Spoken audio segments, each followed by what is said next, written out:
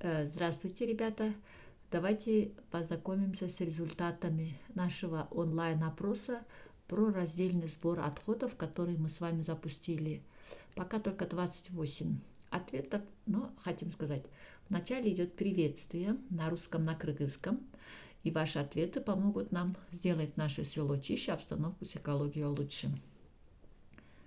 Вопросы были касательно анонимные вопросы, это задавали вопросы по возраст, сколько человеку лет, вопросы были, чем занимается, пол, учится ли, работает, пенсионер, делаете ли вы раздельный сбор мусора, что этому мешает. На вопросы были на кыргызском, на русском.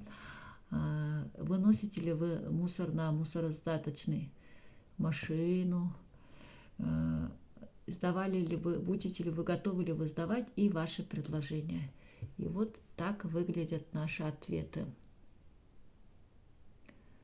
Наши ответы выглядят так. Смотрите. 7 лет, 15-35 лет. Основная масса у нас от 35 лет и выше отвечали от 25 лет, от 45 лет. То есть потому что это родители, скорее всего, и взрослые люди отвечали. Дальше. Как стоит обстановка? Ага. Очень активно женщины отвечали, мужчин мало было.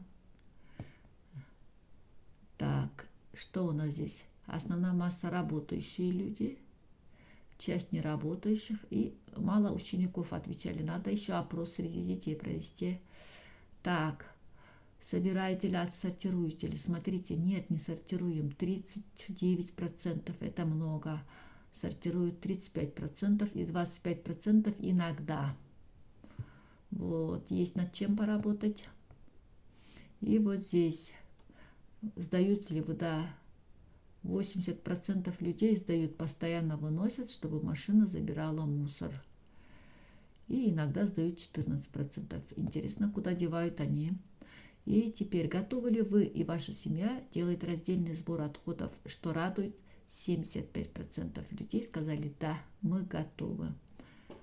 И вот такие вот предложения. Смотрите, сколько хороших предложений у нас.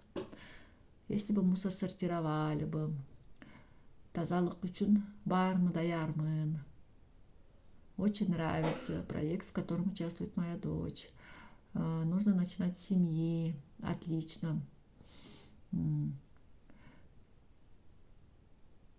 Так, кто-то попался, который ничего не хочет писать и придумывать, но это тоже хорошо. Жаштар өнүгө берсин, азаматтар. Спасибо большое. Вот такой вот у нас онлайн опрос.